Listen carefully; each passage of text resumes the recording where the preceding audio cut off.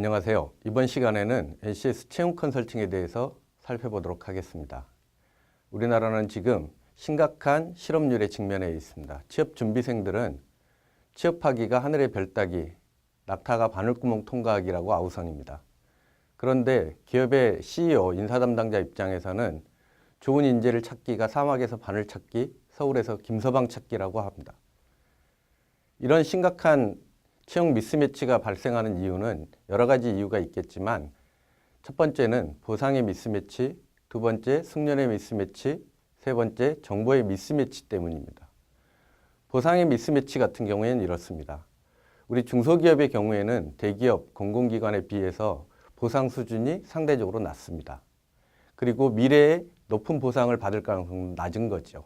이런 이유로 보상의 미스매치가 계속 발생하고 있습니다. 두 번째는 숙련의 미스매치입니다. 숙련의 미스매치는 대학에서 우리 기업에서 필요로 하는 인재를 충분히 육성해 주지 못하기 때문입니다. 세 번째는 정보의 미스매치입니다. 곳곳에 우리 대기업만큼 좋은 보상을 해주고 좋은 일자리가 있음에도 불구하고 우리 취준생들이 정보를 충분히 갖고 있지 못하여 좋은 취업처를 찾지 못하는 것이죠. 그러다 보니 우리 CEO 인사 담당자들은 이렇게 얘기한다고들 합니다. 업무 수행 능력은 부족해도 인성을 갖춘 친구들을 이렇게 추천해주면 우리가 잘 육성해서 사용하겠다. 그런데 이게 진심일까요? 그렇지는 않습니다. 기업의 CEO 인사 담당자 입장에서는 당연히 직무 수행 능력도 탁월하고 좋은 인성을 갖춘 친구들을 뽑고 싶어 합니다. 최근 세계 최대 전자상거래 기업인 아마존이 2014년부터 비밀리에 개발해오던 인공지능을 활용한 채용 프로그램을 폐기한 사실이 밝혀졌습니다. 여성차별적 인식을 해결하지 못한 것이죠. 무엇이 문제였을까요? 만약 아마존이 이 여성차별 인식을 인식하지 못하고 이 프로그램을 운영하는 과정에서 차별 문제로 고소고발을 당하게 되면 누가 책임을 져야 할까요? 아마존일까요? 아니면 시스템 개발사일까요? 정답은 쉽게 단언하기는 어렵지만 만약에 누군가가 피해를 입었다면 아마존을 고소고발할 공산이 매우 큽니다. 그럼에도 불구하고 일본의 NEC, 영국의 보더폰, 독일의 도이치텔레콤, 그리고 국내 많은 기업들이 AI 면접관들을 도입하고 있습니다. 그 이유는 일단 첫 번째는 시간 절약 때문입니다. 두 번째는 인간의 편향성을 제거할 수 있다는 것이고요. 세 번째는 직무 적합도가 높은 인재를 뽑을 수 있다는 사실 때문입니다. 우리 중소기업에서는 당연히 AI를 활용해서 직무 적합도가 높은 인재를 뽑으면 좋지만 우리 중소기업의 여건상 이런 부분들은 쉽지 않습니다. 그럼 우리는 어떻게 우리 회사에 필요한 인재를 채용해야 할까요? 그 정답이 NCS 기반 실력 중심 채용이다 이렇게 말씀드릴 수 있을 것 같습니다. NCS 기반 실력 중심 채용은 우리 중소기업이 채용하려고 하는 대상 직무를 NCS 기반으로 분석하고 이를 바탕으로 해당 직무의 상세 내용 및 직무 능력 평가 기준을 작성하고 사전에 이런 부분들을 취업 준비생들에게 명확하게 공지하고 이를 기초로 해서 평가를 실시해서 인재를 채용하는 방식입니다. 그럼 지금부터 NCS 기반 실력 중심 채용 컨설팅을 받는 경우 받게 되는 컨설팅 보고서의 산출물에 대해서 구체적으로 살펴보도록 하겠습니다.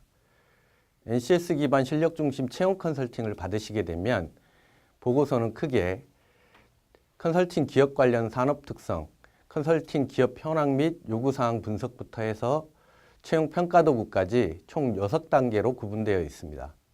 그중 산업 특성, 기업의 요구사항 분석 부분들은 생략하고 채용 컨설팅의 핵심 산출물인 채용 프로세스, 채용 공고 직무기술서, 입사지원서, 필기 및 면접 문항에 대해서 좀 살펴보도록 하겠습니다. NCS 기반 실력 중심 채용의 핵심 산출물들에 대해서 살펴보도록 하겠습니다. 우리 기업이 선정한 직무에 대해서 핵심 직무기술서들이 완성이 되면 이를 기초로 채용 프로세스를 개발하게 됩니다. 채용 프로세스라 함은 직무기술서를 기반으로 채용에서 활용할 능력 단위의 지식, 기술, 태도를 선별하고 이를 기초로 서류, 필기, 면접 중 어떤 도구를 활용할지 확인하고 결정하는 작업입니다. 두 번째는 입사지원서입니다. 입사지원서는 기존의 이력서를 대체해서 활용하는 양식으로 기본적인 인적사항, 직무와 관련한 NCS에 대한 교육 및 경력, 자격 보유 여부 등을 확인하는 내용을 담고 있습니다. 입사 지원서는 크게 인적사항, 교육사항, 자격사항, 경험 혹은 경력사항으로 구성되어 있고요. 인적사항을 제외한 교육사항, 자격사항, 경험 혹은 경력사항은 직무 수행에 필요한 능력과 경험을 갖추고 있는지 측정할 수 있도록 구성되어 있습니다. 세 번째는 경험기술서 및 자기소개서입니다. 경험기술서에는 입사지원서에 기재한 경력사항을 상세하게 기술화해서 확인할 수 있는 내용을 담도록 구성되어 있습니다. 자기소개서는 기업에 필요한 핵심 가치, 인재상과 관련된 사항들을 담도록 구성되어 있습니다. 네 번째는 평가 문항입니다. 평가 문항은 지원자들의 직무 능력 보유 여부를 확인하기 위해서 필기 및 면접 문항의 형태로 제시되어 있으며 해당 문항의 내용은 철저하게 NCS의 수행 준거 및 지식, 기술, 태도에 근거해서 구성되어 있습니다. 평가 문항은 측정해야 되는 지식, 기술, 태도의 유형에 따라 아래와 같은 필기 문항의 형태가 될 수도 있고 면접 문항의 형태가 될 수도 있습니다. 면접 문항의 경우 당신 이 일을 잘할 수 있습니까? 이런 두리뭉실한 질문이 아니라 수행 준거에 기반해서 파란색으로 표시되어 있는 구체적인 수행 준거에 기반한 면접 문항들이 개발 제시되게 됩니다. 마지막에는 면접 문항 평가표와 면접 종합 점수표 등이 제시되게 됩니다. 2013년 한국경총의 조사를 보면 신입사원이 제 몫을 하기까지 교육기간만 1년 반, 연간 교육비는 약 6천만 원에 달한다고 합니다. 채용의 중요성을 단적으로 보여주는 수치들입니다. 결과적으로 우리 중소기업이 성과를 창출하기 위해서는 남이 보기에 좋은 사람이 아니라 학력이 좋은 사람이 아니라 우리 회사에 적합한 인재를 채용하는 것이 매우 중요합니다. 합격 통보를 받고도 입사 결정을 내리지 못한 경험이 있었다라고 응답한 취준생들이 약 78.1%에 달하고 있습니다. 그 이유를 살펴보면 1번이 공고 내용과 상이한 직무가 41.8%에 달하고 있고요. 두 번째가 면접관의 태도가 25.8%에 달하고 있습니다. 최근 언론에서 문제가 되었던 모 기업의 실제 사례입니다. 면접 중에 담배를 피워보라고 했다고 하는군요.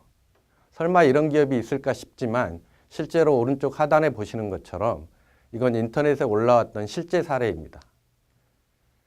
그러면 취준생들이 뽑는 꼴불견 면접관은 누구일까요? 그 1번은 답변하는데 말을 끊고 다른 질문을 하는 면접관. 두 번째가 스펙과 경험만 보고 무시하는 면접관. 세 번째가 반말하며 질문하는 면접관.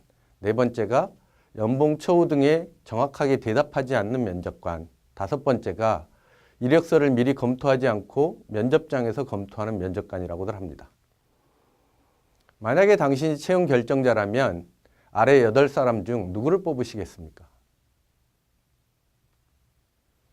혹시 누군가를 마음속으로 결정하셨다면 어떤 기준으로 뽑으셨나요? 만약에 다시 아래 8사람 중 우리 회사에 필요한 영업직으로 누군가를 뽑겠다고 물어보면 조금 전에 선정했던 사람과 동일한 사람이십니까? 아닐 가능성이 매우 높습니다. 예를 들어 손예진을 선택했던 사람이 영업직으로 누구를 뽑으시겠냐고 물어봤더니 이영자 씨를 뽑을 수 있는 거죠. 이렇게 우리 기업에서 필요로 하는 인재에 대한 직무 그리고 그 직무에 필요한 지식, 기술, 태도, 자격 요건 등이 명확히 설정되어 있지 않으면 직무 적합도가 높은 인재를 선발할 수 없게 됩니다.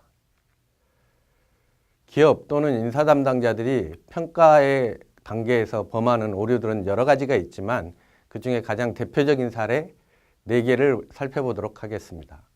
첫 번째는 현혹 효과입니다. 우리 속담에 수제비 잘하는 사람이 국수도 잘한다는 말이 있습니다. 실제로 그럴까요? 물론 그럴 수도 있지만 그렇지 않을 가능성이 매우 높습니다. 현혹 효과는 피평가자의 한 가지 장점이나 단점에 따라서 다른 항목도 좋게 혹은 나쁘게 평가하는 것을 말합니다. 두 번째는 목적성 평가입니다. 특정 목적을 가지고 의도적으로 평가하는 것이죠. 대표적으로 채용 단계에서 발생하는 부정들은 이런 곳에서 많이 발생하게 됩니다. 김 사장이 추천한 친구가 무조건 100점 이런 것들이 전형적인 목적성 평가에 해당하게 됩니다. 세 번째는 중심화 경향입니다. 채용 면접에 관련된 충분한 교육이 부족하거나 평가에 대해서 책임을 지기 싫어하는 면접관들이 이런 경향을 많이 보이게 됩니다. 아예 모르겠다. 모두 중간으로 평가하면 책임지지 않아도 되지. 이런 부분들이 전형적인 중심화 경향들을 가져오게 됩니다. 네 번째는 개인적 편견입니다. 속인적 요소, 감정적 요소 등 개인적 편견에 기반해서 평가하는 것이죠. 나랑 동문이니까, 저 여자이니까, 생긴 게 내 스타일이 아니야. 이런 부분들이 전형적인 개인적 편견에 기반한 평가 오류들이 되겠습니다. 결과적으로 평가 오류는 크게 나눠보면 시스템적인 측면 그리고 사람에 관련된 부분들이 있습니다. 시스템 측면 부분들이 됐든 사람에 관련된 부분들이 됐든 인사팀에서는 면접을 위한 사전 준비를 얼마나 철저하게 하느냐, 면접관에 대한 교육 훈련을 얼마나 충분히 시켰느냐에 따라서 충분히 극복할 수 있는 요소들입니다. 전략적 인적자원 관리 및 육성과 관련해서 미시간 대학교 경영대학원에서 연구한 결과입니다. 전술적이고 업무적인 인사 기능을 운영했던 회사에 비해서 전략적으로 채용하고 육성했던 기업들은 2.5배나 높은 성과를 나타냈다는 것이죠. 우리가 전략적으로 채용을 한다는 것은 여러 가지 의미가 있겠지만 우리 중소기업의 입장에서 보면 대기업, 공공기관에 비해서 좋은 인재를 채용하기가 어려운 환경에 있습니다. 그럼에도 불구하고 우리에게 직무 적합성이 높은 인재를 채용하는 방법은 무엇일까요? 중소기업의 경우 대기업 또는 공공기관에 비해서 좋은 인적 자원을 확보하기 어려운 여건에 있습니다. 그러면 우리 중소기업의 입장에서 보다 전략적으로 채용한다는 것, 좋은 인적 자원을 채용하는 좋은 방법은 무엇일까요? 예시를 통해서 살펴보겠습니다. 첫 번째, 자격을 갖춘 기술자를 미리 확보하기 위해 지역 내 마이스터 고등학교, 전문대와 인턴 프로그램을 운영하는 방법이 있습니다. 두 번째, 관리자급은 내부 승진으로 75%를 채용하고 외부 채용으로 25%를 선발해서 구성한다. 이런 원칙을 가져갈 수 있습니다. 세 번째, 조직의 핵심 역량 관련 직무는 직접 채용하고 집중 투자를 통해서 육성하는 것을 원칙으로 하되 아웃소싱이 가능한 테크니컬 스킬이 요구되는 직무는 외부 자원을 활용하는 것을 원칙으로 하는 방법이 있을 수 있습니다. 결과적으로 중소기업의 입장에서는 우리에게 필요한 자원을 반드시 우리가 다 확보해야 된다는 것이 무리일 수 있기 때문입니다. 똑똑한 한 명의 인재가 10,000명을 먹여 살린다는 채용의 중요성을 알리는 말이 있습니다. 그런데 그런 경우는 흔치 않은 것 같습니다.